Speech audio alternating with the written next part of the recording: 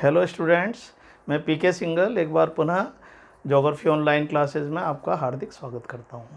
देखिए, जो पिछले हमारे दो वीडियो आपने देखे थे वो राजस्थान के एकीकरण से संबंधित थे और उसमें मैंने बहुत बेसिक बातें बताई थी। और बेसिक बातें बताने का उद्देश्य ये था कि जो राजस्थान का एकीकरण है वो आपको बहुत अच्छे से समझ में आ जाए।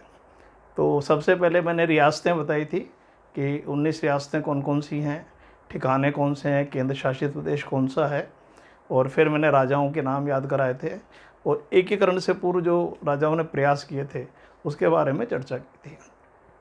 आज हम एकीकरण किस तरह से हुआ उसको चरणबद्ध तरीके से देखेंगे और ये सबसे ज़्यादा इम्पॉर्टेंट है।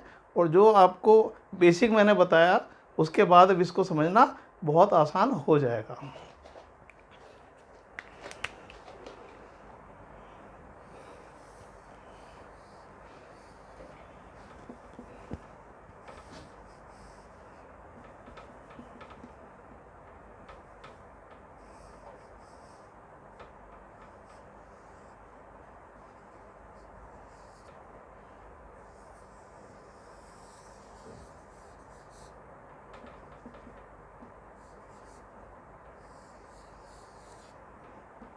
एक मैंने टेंटेटिव मैप बना दिया राजस्थान का। देखिए, जो आपको पता है कि वर्तमान जो राजस्थान है वो 7 चरणों में बना था, जिसके बारे में मैंने पहले बताया था। 7 चरण, ये 8 वर्ष 7 माह और 14 दिन में संपन्न हुए थे, है ना। उसकी डेट्स मैंने याद करा दी थी, नाम याद करा दिया था। अब हम देखते हैं मैप के द्वारा कि किस तरह से राजस्थान का निर्माण हुआ था। तो देखिए, प्रथम चरण में आपको याद है मैंने मत्स्य संघ की बात करी थी। तो सबसे पहले मत्स्य संघ बना था। देखिए, पूर्वी राजस्थान में मैंने जो आपको याद कराई थी रियासतें 4, अलवर, भरतपुर, धौलपुर और करौली। याद आ रहा है ना आपको। मैंने सबसे पहले आपको ये 4 रियासतें पूर्वी राजस्थान में कराई थी, अलवर, भरतपुर, धौलपुर, करौली। और इन्हीं से मिलकर राजस्थान का जो पहला चरण है उसका निर्माण हुआ। तो फर्स्ट चरण, 7 चरण है ये। तो इसका क्या नाम है? मत्स्य संघ। तो मैंने जो नामकरण बताया था उसमें सबसे पहले मत्स्य संघ बताया था। और जो मैंने 7 तारीख याद कराई थी, आपको याद है मैंने पहली तारीख क्या बताई थी? 18 मार्च 1948। तो इसका निर्माण जो है, इसकी तारीख है 18 मार्च 1948, है ना। देखिए, आप जो मैंने कहा था क्रमबद्धता से याद करें। नाम देखिए उसी क्रम में आएंगे, तारीखें उसी क्रम में आएंगी, तो दिमाग में एक पिक्चर सेट हो जाएगी। तो आपको याद रहेगा कि किस किस चरण में कौन कौन सी रियासत मिली थी, कौन सा ठिकाना मिला था और उसकी तारीख क्या थी, नाम क्या था। ठीक है। अब इसकी राजधानी की बात करें तो इसकी जो राजधानी थी वो थी अलवर।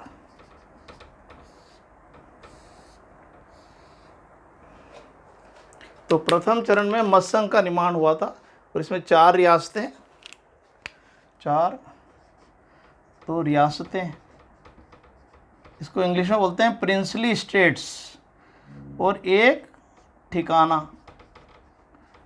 एक ठिकाना कौन सा था? वो निमराना, जो ये अलवर में स्थित है, इसका विलय हुआ था।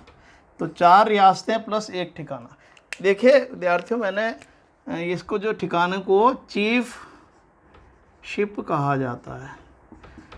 यदि आप जो राजस्थान के एकीकरण का पहला जो वीडियो मेरा देखोगे तो उसमें देखिए आप कि मैंने जो है केंद्र शासित देश के नीचे आपको लिख दिया चीफ शिप। तो उसको करेक्ट कर लें कृपया। जो चीफ शिप है वो किसको कहते थे? ठिकानों को। तो 3 ठिकाने मतलब 3 चीफ शिप थी। ठीक है।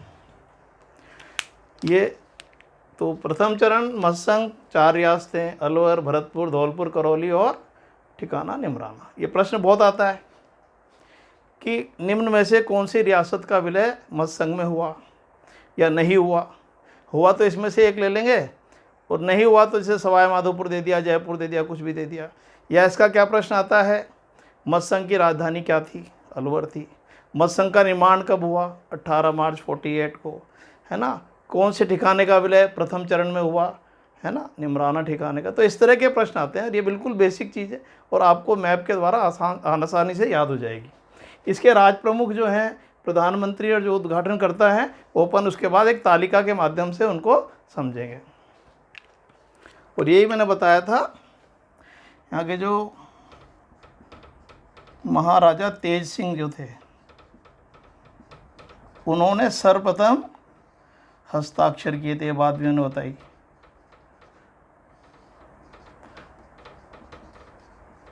तो विलय पत्र पर राजस्थान में सबसे पहले हस्ताक्षर करने वाले राजा महाराजा तेज सिंह थे।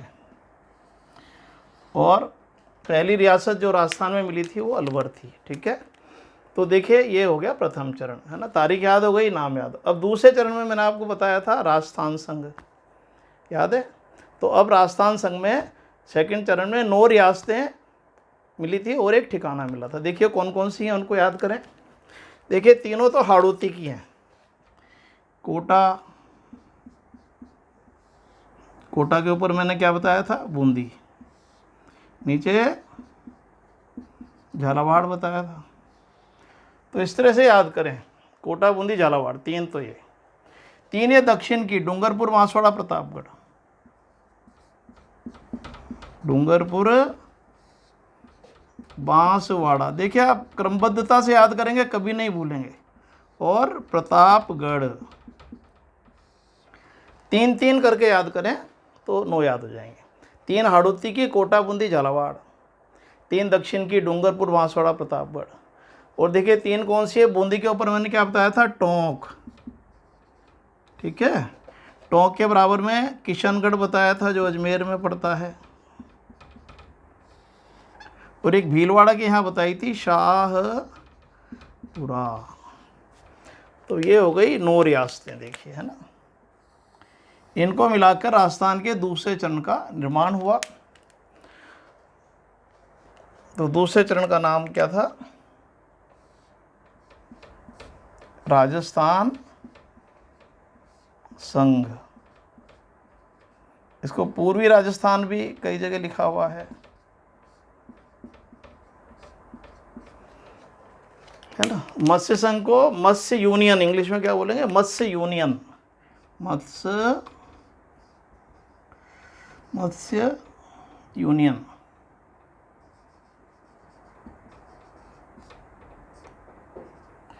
है ना। और इसको बोलेंगे राजस्थान यूनियन।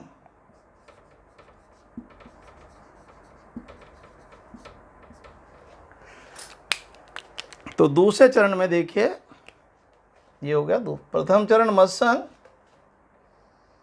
दूसरा चरण राजस्थान संघ या पूर्वी राजस्थान कहते हैं इसको। इसमें देखिए, इसमें 4 रियासतें और एक ठिकाना मिला था। इसमें 9 रियासतें, सबसे ज़्यादा रियासतें इसी चरण में मिली थी, प्लस एक ठिकाना। तो टोटल मिला के 10 यूनिट्स थी। तो देखिए ये जो बांसवाड़ा में है कुशलगढ़, है ना। तो पहले चरण में निमराना का विलय हुआ था, दूसरे चरण में किसका विलय हुआ? कुशलगढ़ का। तो देखिए बिल्कुल सिंपल सा, एकदम से मैप पे याद हो जाएगा। हाड़ौती की 3, कोटा, बूंदी, झालावाड़। 3 दक्षिण की, डूंगरपुर, बांसवाड़ा, प्रतापगढ़। और फिर ये टोंक, किशनगढ़, शाहपुरा। डेट मैंने बता दी। पहले चरण के 7 दिन बाद दूसरा चरण हुआ। तो 18 और 7 25, है ना। तो मैंने आपको बताई ये हुई 25 मार्च 1948। तो आपसे पूछे राजस्थान संघ का निर्माण कब हुआ था? 25 मार्च 1948 को। कितनी रियासतें मिली थी? 9 और एक ठिकाना। ठिकाना कौन सा मिला था? कुशलगढ़। देखिए एक बार ये आरएएस में प्रश्न आया था कि प्रतापगढ़ का राजस्थान में विलय कब हुआ? प्रतापगढ़ का राजस्थान में विलय, अब 19 रियासतों में बच्चे को याद नहीं रहता। तो सबसे पहले हमें यह ध्यान रखना है, प्रतापगढ़ का विलय कौन से चरण में हुआ? तो प्रतापगढ़ का विलय दूसरे चरण में हुआ। तो दूसरे चरण की तारीख मैंने आपको याद कराई रखी है सारी। तो तारीख क्या आएगी 25 मार्च 1948। तो कोई सी भी रियासत आपसे पूछेगा, आप पहले ये ध्यान रखें कि वो किस चरण में मिला था, और फिर जिस चरण की तारीख है वो याद, मैंने आपको तारीख एक साथ बता दी 1 2 3 4 5 6 7 की, तो आप अच्छे से उसको याद कर लें, नाम एक साथ बता दिए। तो ये इस तरह से किसी भी रियासत की राजस्थान में विलय के बारे में पूछे तो उस चरण को याद करें आप। तो देखिए अलवर, भरतपुर, धौलपुर, करौली का मत्स्य संघ में विलय कब हुआ, तो तारीख आई 18 मार्च 1948। इनमें से आ जाए कोटा, बूंदी, झालावाड़, किशनगढ़, कोई सी भी आ जाए, इसका राजस्थान में विलय कब हुआ 25 मार्च 48। और इसकी जो राजधानी थी वो कोटा को बनाया था। देखिए राजधानी 4 बार बदलती रही।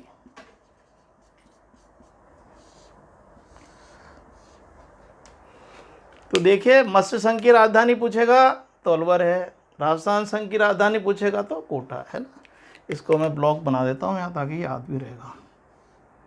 इसमें कोटा हो गई, इसमें हो गई अलवर।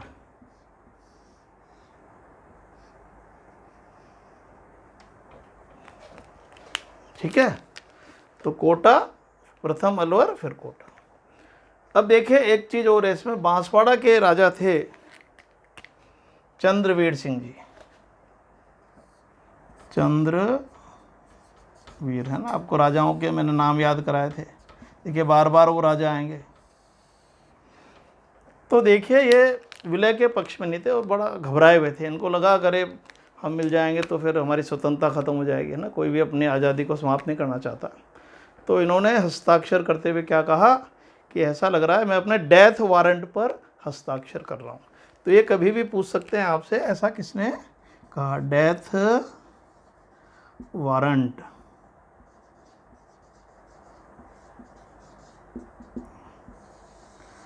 तो डेथ वारंट पर साइन की बात किसने करी, चंद्रवीर सिंह ने, जो बांसवाड़ा के राजा थे। तो पहला चरण हो गया, दूसरा चरण हो गया। अब देखिए सबसे महत्वपूर्ण बात यह है कि अब देखिए 3 हिस्से हैं, एक ये मत्स्य संघ अलग है, ये अलग है, और बाकी शेष राजस्थान अलग है। तो अब कोई नए किसी पार्ट का निर्माण नहीं होगा।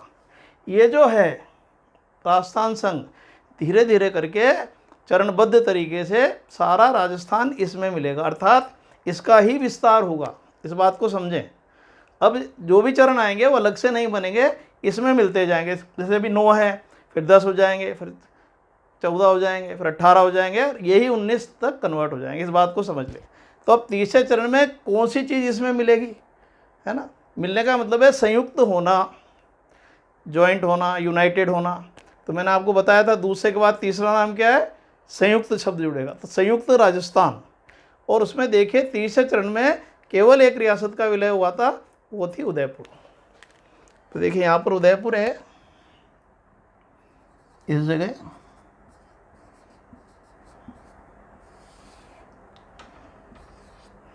तो तीसरे चरण में विद्यार्थियों क्या हुआ, इसमें उदयपुर का विलय हो गया। तो ये 9 और ये कितनी 10 हो गई। तो जो थर्ड चरण है राजस्थान के निर्माण का, उसमें मैंने कहा था इसमें संयुक्त शब्द लगा दें आप, संयुक्त राजस्थान भी बोल सकते हैं, संयुक्त राजस्थान संघ भी आ सकता है। तो इसका नाम हो गया संयुक्त राजस्थान, यूनाइटेड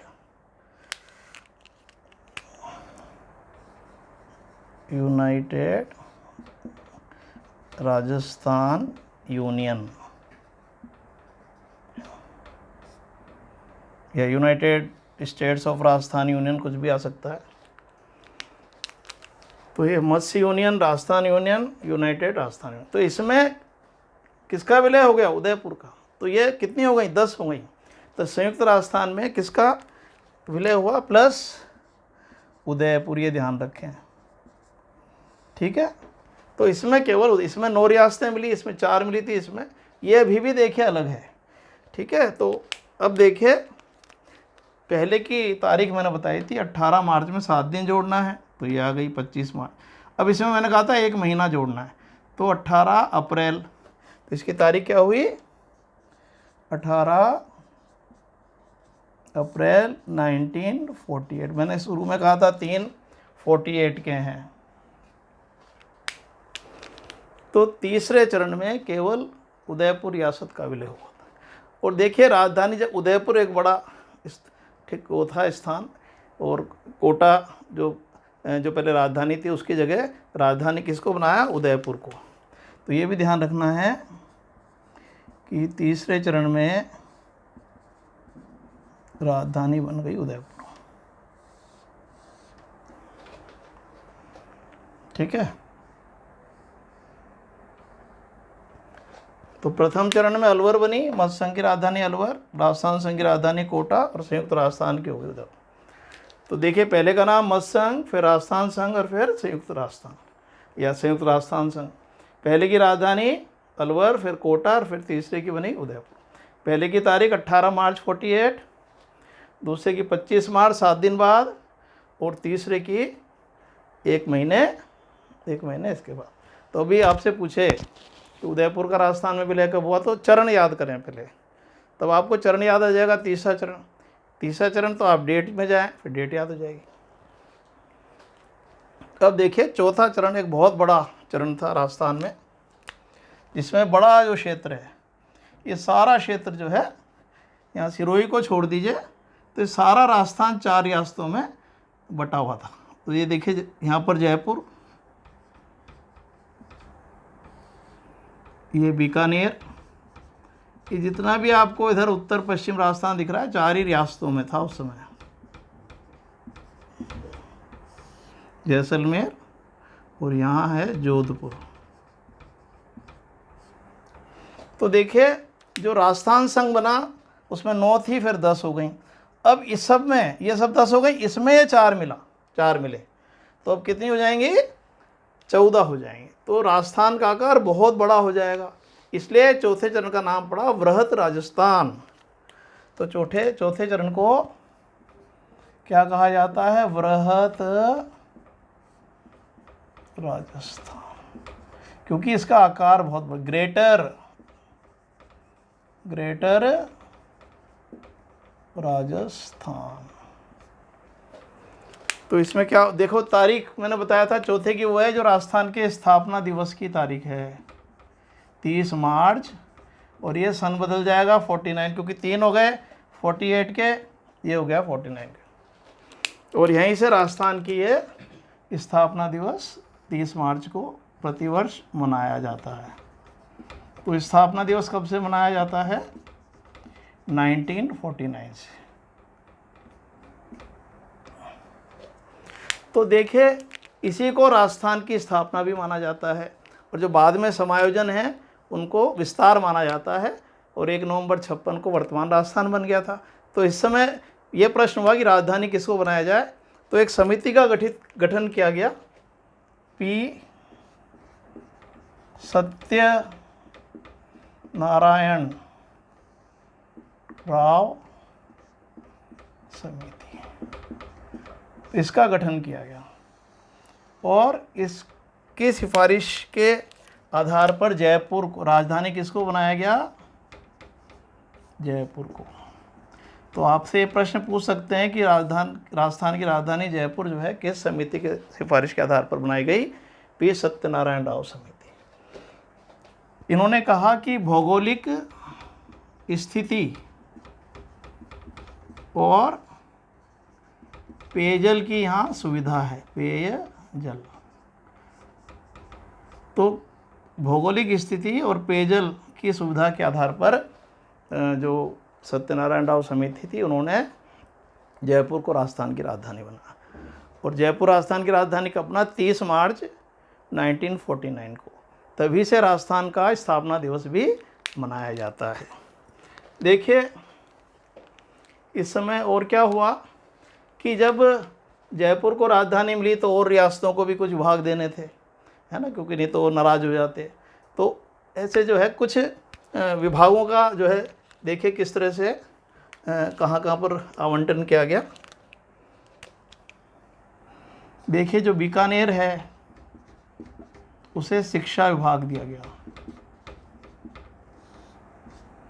कोटा है उसे वन और सहकारिता विभाग दिया गया, उदयपुर को खान या खनन विभाग दिया गया, खनन या खान विभाग। जो भरतपुर है उसको कृषि विभाग दिया गया ताकि सबका महत्व बना रहे। और जो जोधपुर है उसको उच्च न्यायालय, हाई कोर्ट दिया गया। तो देखिए संघ वी सत्यनारायण समिति के अनुसार जयपुर जो है राजस्थान की राजधानी बना, जिसका आधार था भौगोलिक स्थिति और पेयजल। बीकानेर को शिक्षा विभाग, कोटा को वन और सहकारिता विभाग, उदयपुर को खनन विभाग, भरतपुर को कृषि विभाग, जोधपुर को उच्च न्यायालय आदि दिए गए। तो ये बड़ा महत्वपूर्ण चरण रहा और राजस्थान का निर्माण यहीं से माना जाता है। और इस समय ही देखिए यहीं से राजस्थान के प्रथम मुख्यमंत्री भी बने इसी चरण के। हीरालाल जो शास्त्री थे जयपुर के, वो राजस्थान के प्रथम मुख्यमंत्री बने जयपुर के। तो राजस्थान में प्रथम मुख्यमंत्री जो था हीरालाल शास्त्री थे, जो जयपुर के थे। और किस चरण में बने? चौथे चरण में, बृहत राजस्थान के। और इन्होंने जो है 7 अप्रैल शपथ जो है 7 अप्रैल 1949 को ली थी। और जो सवाई मानसिंह थे उन्होंने शपथ दिलाई थी। जयपुर के राजा सवाई मानसिंह सेकंड ने इनको क्या करा था? शपथ दिलाई थी। तो देखिए बहुत सारी बातें यहाँ पर हो गई। बृहत राजस्थान चौथा चरण, जिसमें 3 बड़ी बड़ी रियासतें हैं ना। कौन कौन सी 3 बड़ी बड़ी रियासतें थी? देखिए मैं शॉर्ट में लिख रहा हूँ।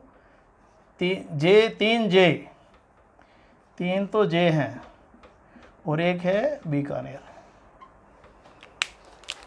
जयपुर, जोधपुर, जैसलमेर, बीकानेर। जयपुर, जोधपुर, जैसलमेर, बीकानेर। देखिए चौथा चरण 4 रियासतें, 3 जे 1 बी, ऐसे याद रखना। चौथा चरण 4 रियासतें, 3 जे 1 बी। और ये बड़ा राजस्थान का विस्तार हो गया बहुत ज़्यादा, इसलिए इसका नाम पड़ा ग्रेटर राजस्थान। अब देखिए इसके बाद 5वें चरण की बात करें। लगभग इसकी काफ़ी बातें आ गई जो इम्पोर्टेंट हैं। 5वें चरण में देखिए जो मत्स्य संघ था, जो अभी तक अलग था। देखो पहले मत्स्य संघ बना था, वो अलग था। ये बना राजस्थान संघ, इसमें उदयपुर मिला। और फिर ये 4। अच्छा एक चीज़ और है कि जो जयपुर में लावा जो एक ठिकाना था, मैंने कहा था 3 ठिकाने थे चीफ शिप, है ना। निमराना पहले चरण में मिला था, दूसरे चरण में कुशलगढ़ मिला था। और क्योंकि जयपुर में था ये बाद में टोंक में चला गया, तो इस समय क्या और प्लस हुआ? लावा। तो ये ध्यान रखना, तीसरे चरण में लावे का भी जो है इसमें विलय हो गया। देखिए जो प्रथम चरण में जो जनसंख्या थी 18.38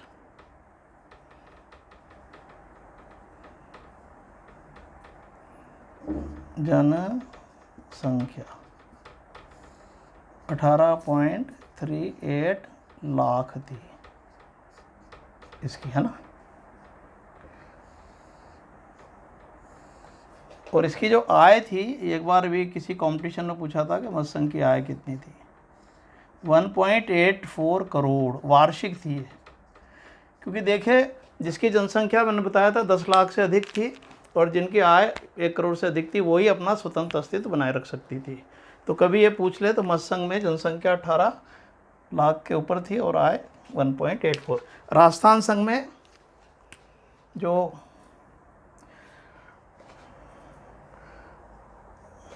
राजस्थान संघ में यहाँ लिख देता हूँ, जनसंख्या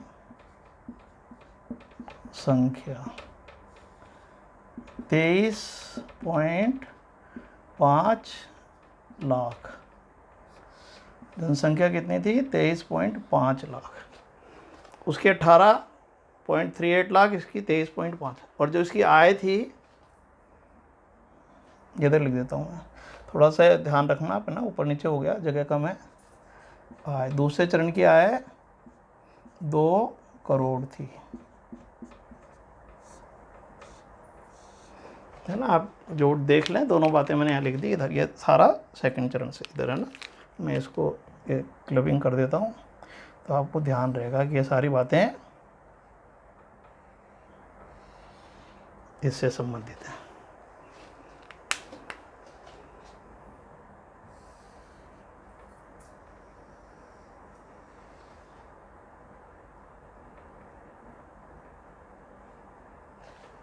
इससे क्या आपको कन्फ्यूज़न नहीं होगा। ये जो है ये संयुक्त राजस्थान से संबंधित हो गई,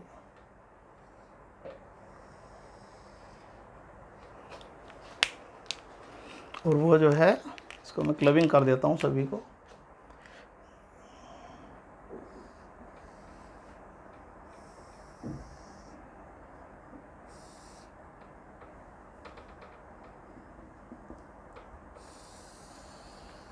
है ना, अब कोई दिक्कत नहीं आएगी आपको।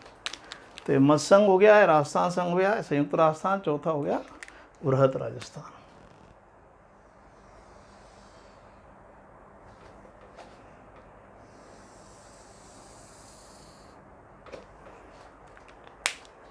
अब देखिए 5वें चरण में मैंने कहा वो भी मत्स्य संघ से संबंध, जो मत्स्य संघ अभी तक अलग था उसका भी राजस्थान में विलय हो गया। जो प्रथम चरण और 5वां चरण दोनों का संबंध किससे है? मत्स्य संघ से। और मैंने आपको बताया था बृहत राजस्थान में फिर संयुक्त शब्द जोड़ना है, तो संयुक्त बृहत राजस्थान या संयुक्त बृहत्तर राजस्थान, तो 5वें का नाम हो गया संयुक्त बृहत्तर, संयुक्त बृहत भी कह सकते हैं या बृहत्तर राजस्थान।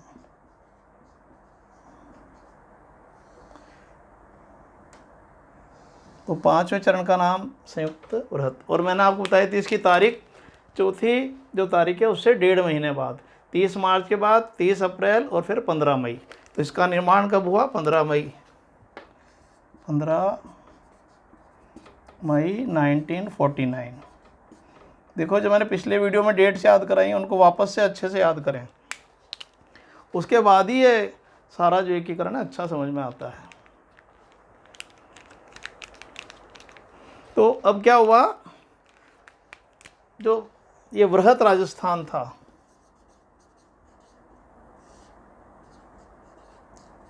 इसमें क्या प्लस हो गया, क्या जुड़ गया? मत्स्य संघ। मत्स्य संघ जो अभी तक अलग था उसका विलय हो गया। तो अब आप देखिए केवल एक सिरोही को छोड़ के समस्त राजस्थान एक हो गया। पहले 4 थी, है ना, जो अलग थी, बाकी ये 9 थी, फिर उदयपुर मिला 10 हो गई, फिर 4 14, अब ये भी मिल गई 18 हो गई। अब रियासतें कितनी हो गई? 18 इसमें, और तीनों ठिकाने मिल गए, है ना, 18 रियासतें और तीनों ठिकानों का विलय हो चुका है। और देखिए इसमें जो है एक समिति का गठन किया था, उसका नाम था शंकर देव राय समिति। शंकर देव राय। तो आपसे कभी पूछें तो किस समिति के सिफारिश के आधार पर मत्स्य संघ का राजस्थान में विलय हुआ था? इसमें जो थे 3 जो है इसके सदस्य थे, ये भी एक बार आया था, कितने सदस्य थे?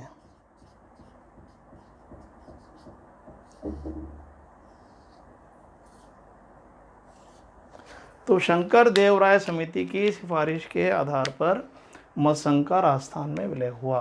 देखिए जो भरतपुर और जो धौलपुर जाट राज्य थी ये उत्तर प्रदेश में मिलना चाहती थी ब्रज भाषा के आधार पर। तो फिर देखिए समिति ने सबके से बात करके और लोगों की राय जानकर जो है, तो उन्होंने कहा कि सारी जनता जो है राजस्थान में मिलना चाहती है। तो फिर जो है 4 रियासतों का राजस्थान में विलय हुआ था। तो देखिए हो गया 5वां चरण। अब छठा चरण में देखिए जो सिरोही है, जो अंतिम रियासत है, उसका राजस्थान में विलय हुआ। 18 हो चुकी वहाँ तक, अब सिरोही का विलय हुआ।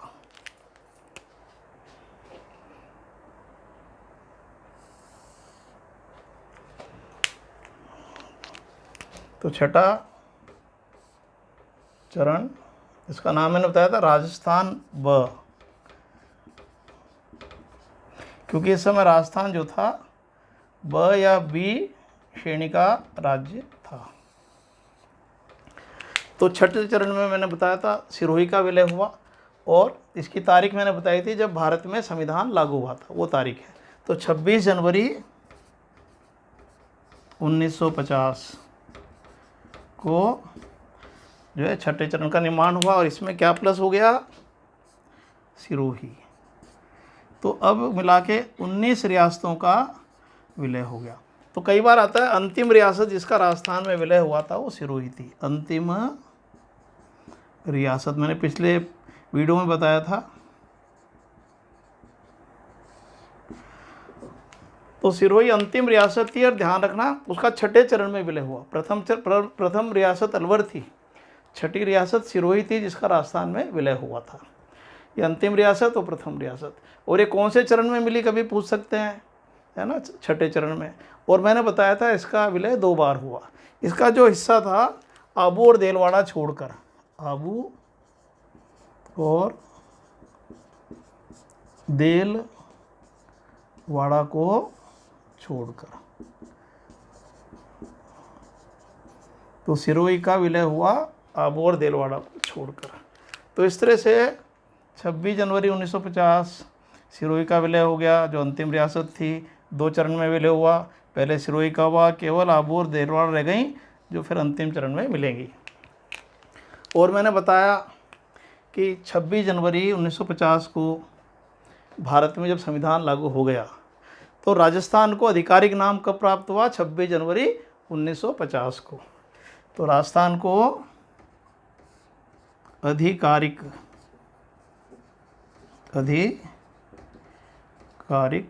नाम प्राप्त हुआ। तो ये भी इम्पोर्टेंट पॉइंट है कि 26 जनवरी 1950 को राजस्थान को आधिकारिक नाम प्राप्त। इस समय देखिए क्योंकि संविधान लागू हो गया था, तो जो स्टेट्स थी उनको 4 श्रेणियों में बांट दिया गया था, ABCD। तो ए जो श्रेणी थी वो तो बड़े बड़े राज्य थे जो पहले ब्रिटिशर्स के भी डायरेक्ट उनके अधीन थे, जैसे मद्रास है ना, बॉम्बे है, तो इस तरह के बिहार है। तो वो बड़ी जो राज्य थे, प्रांत थे। और जो बी श्रेणी के राज्य वो थे जिनका निर्माण रियासतों को मिलाकर हुआ था। तो राजस्थान इसमें आता था, क्योंकि राजस्थान का निर्माण राजस्थान का निर्माण जो है रियासतों को मिलाकर हुआ था, इसलिए राजस्थान बी श्रेणी का राज्य था। और इस समय तो बी में तो क्या थी, राजस्थान, जिसका निर्माण रियासतों से मिला के। और एक जो सी श्रेणी उस समय थी वो थी केंद्र शासित प्रदेश, जैसे अजमेर मेरवाड़ा सी श्रेणी का राज्य था। तो कभी ये पूछ सकते हैं कि जो है अजमेर जो केंद्र शासित प्रदेश था वो किस श्रेणी का राज्य था, सी श्रेणी का। और राजस्थान बी इसलिए कहलाया क्योंकि इसका निर्माण रियासतों से मिलाकर हुआ था। और बाद में ये भी सारा बन जाएगा तो बड़ा प्रांत हो जाएगा और ये श्रेणी का राज्य बन जाएगा। तो ये इंपॉर्टेंट है कि जो अजमेर मेरवाड़ा था वो सी श्रेणी का प्रांत था। तो ये कैटेगरी जो है इस समय की गई थी। तो ये हो गया। अब देखिए छठे चरण की। अब देखिए 7वां और अंतिम चरण। देखिए बीच में यहाँ पर है ना, ये अजमेर है आपका,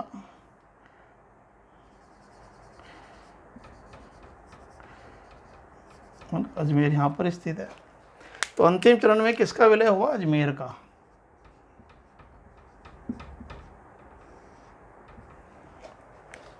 तो देखिए मैं यहाँ बना देता हूँ 7वां और अंतिम चरण।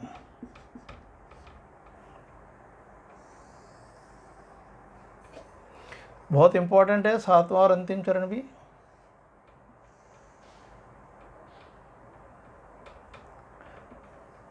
देखिए कहने को कॉम्प्लिकेटेड लगता है, पर अगर आपने 2-3 बार मेरा वीडियो देखोगे, एक एक चरण को अच्छे से देखोगे तो लगभग आपको समझ में आ जाएगा। 7वां और अंतिम चरण जिसमें वर्तमान राजस्थान का निर्माण हो गया। तो 7वें चरण का क्या नाम है, राजस्थान वर्तमान। और ये ए श्रेणी का राज्य बन गया। कई जगह आपको ए श्रेणी भी लिखा मिल सकता है, तो ध्यान रखें। राजस्थान जो है पूर्ण रूप से एक राज्य बन गया। देखिए एक आयोग का गठन किया गया था, राज्य पुनर्गठन आयोग 1956।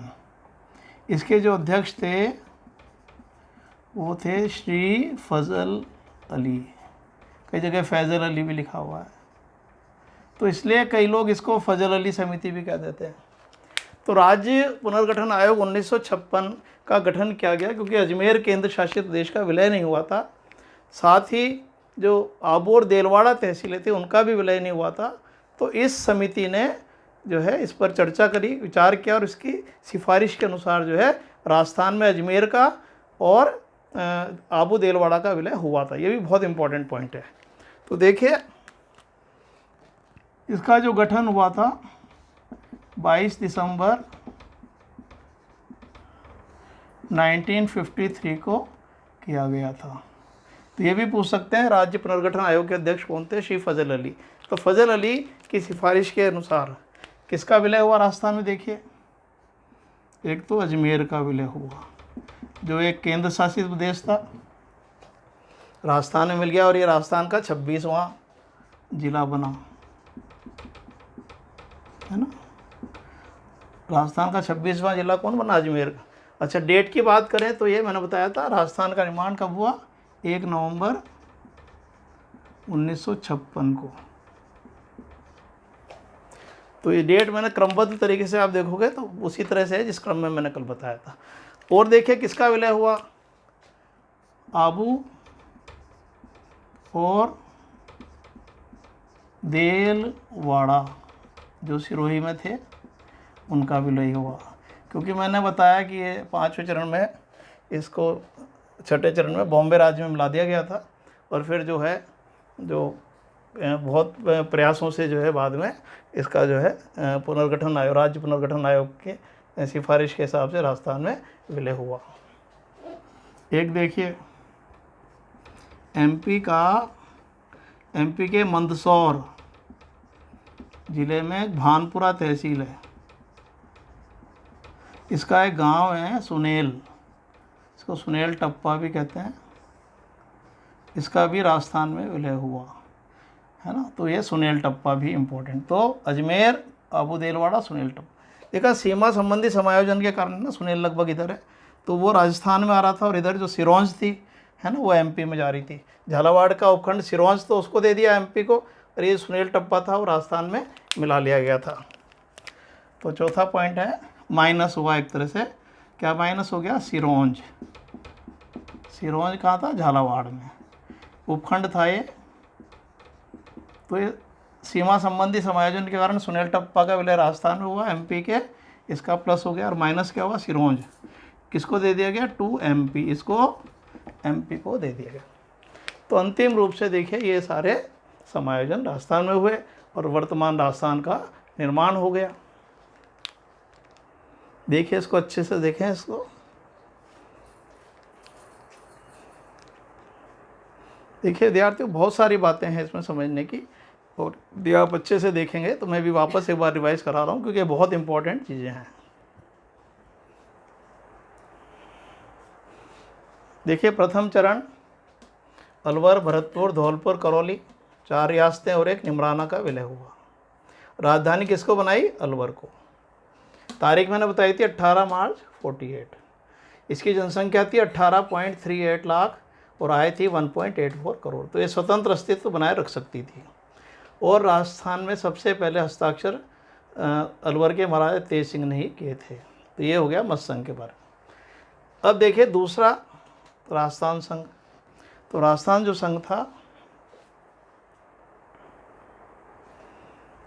उसमें देखिए इसकी नाम दूसरा, पहला मत संघ, दूसरा राजस्थान संघ, जैसे पूरी राजस्थान भी कहते हैं। 9 रियासतें और एक ठिकाना था। 3 हाड़ौती की थी, कोटा, बूंदी, झालावाड़। 3 मैंने दक्षिण की बताई, डूंगरपुर, बांसवाड़ा, प्रतापगढ़। और 3 ये टोंक, किशनगढ़, शाहपुरा। तो ये 9 रियासतों और कुशलगढ़ ठिकाने को मिलाकर राजस्थान संघ बना, जो इतना बड़ा ये हिस्सा था। इसकी जो आय थी 2 करोड़ रुपए थी।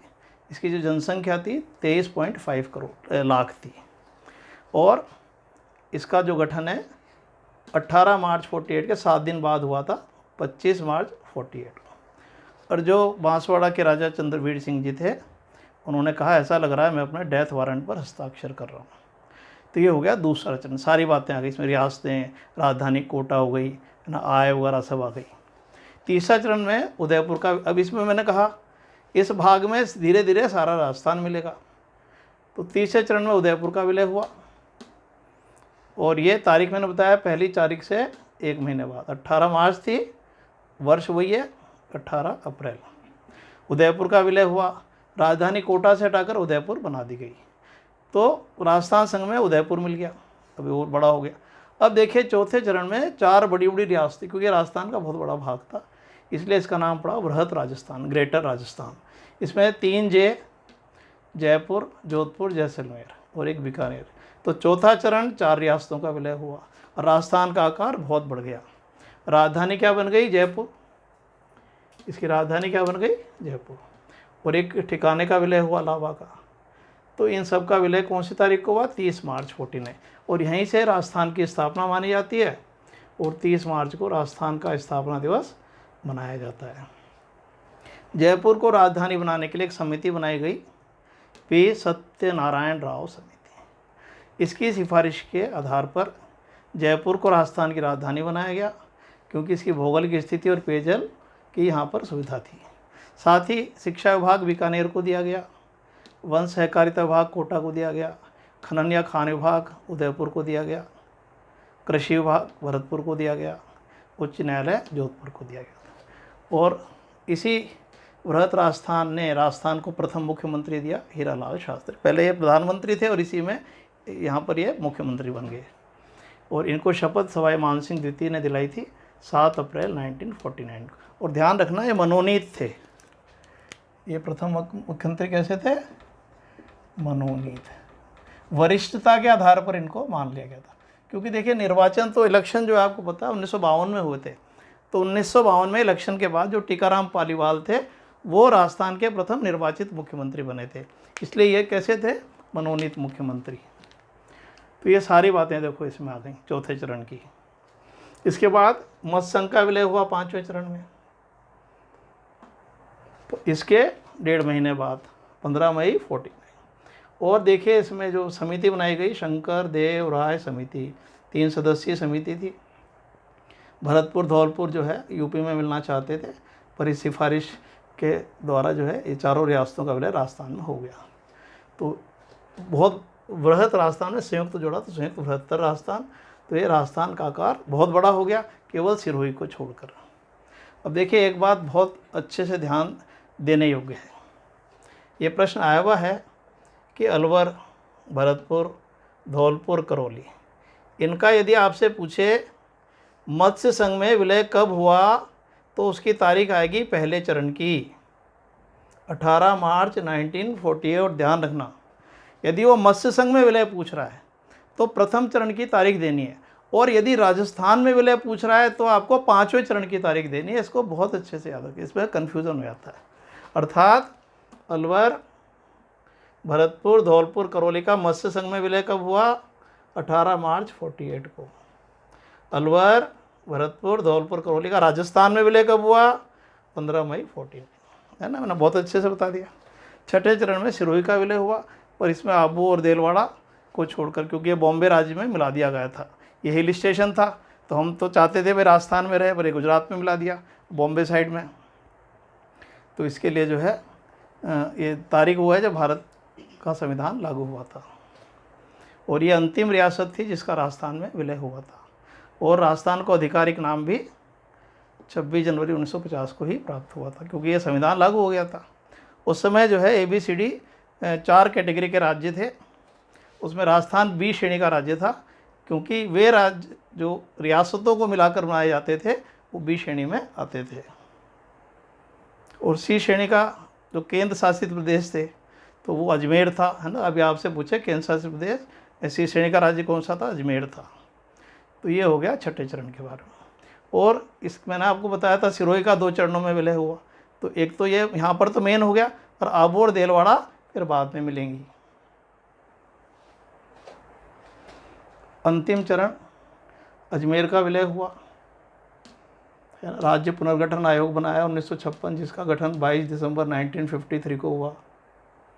इसके अध्यक्ष श्री फजल अली थे, इसलिए फजल अली समिति भी आ जाता है कि सिफारिश के आधार पर अजमेर का केंद्र शासित प्रदेश जो सी श्रेणी का राज्य था, इसका राजस्थान में विलय हो गया और राजस्थान का 26वां जिला बन गया। साथ ही जो सिरोही की आबू और देलवाड़ा जो बॉम्बे राज्य में थी, है ना, उसको मिलाकर सिरोही में, इसके लिए मैंने बताया था गोकुल भाई भट्ट ने बहुत प्रयास किए हैं, है ना, जो पिछले उसमें मैंने लिख दिया था। मध्य प्रदेश का जो ये मंदसौर है यहाँ पर, इसका सुनेल टप्पा जो है वो राजस्थान में मिला लिया गया और यहाँ पर जो है ये एक मध्य प्रदेश में ये सुनेल, यहाँ पर झालावाड़ में जो सिरोंज था वो एमपी में दे दिया गया। तो सिरोंज एमपी में दे दिया गया और सुनेल टप्पा को राजस्थान में मिला लिया गया। तो इस तरह से 1 नवंबर 1956 को वर्तमान राजस्थान का निर्माण हुआ। अब इसको आप अच्छे से देखिए, इसका स्क्रीनशॉट ले लीजिए। देखिए विद्यार्थी, बहुत ही इंपॉर्टेंट जानकारियाँ इसमें हैं, मैंने बहुत चरणबद्ध तरीके से इसको कराया है। और अब देखिए इसी चीज़ को हम एक तालिका के माध्यम से समझेंगे, जिसमें उद्घाटनकर्ता कौन थे, है ना, प्रधानमंत्री कौन थे, इसके अलावा जो है आपके और राज प्रमुख कौन थे, ये सारी बातें उसमें हम करेंगे।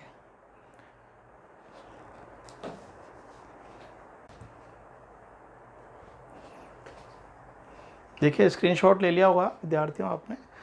अब देखिए बहुत अच्छे से मैंने 3 वीडियोस में इसको बताया, पर आप देखिए जानकारियाँ इतनी हैं तो बहुत सारा वीडियो भी बहुत लंबा हो जाता है।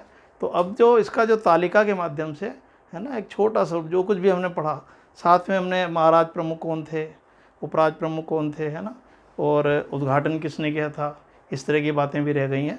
तो जो नेक्स्ट वीडियो होगा मेरा, उसमें मैं आपको तालिका के माध्यम से सारा आपको अच्छे से याद कराऊँगा, है ना। जब तक इसको अच्छे से देखें समझें, बहुत अच्छा दे रखा है इसमें मैंने। तो आज तो इतना ही, और फिर मिलते हैं नेक्स्ट वीडियो में। तब तक के लिए धन्यवाद, गुड बाय।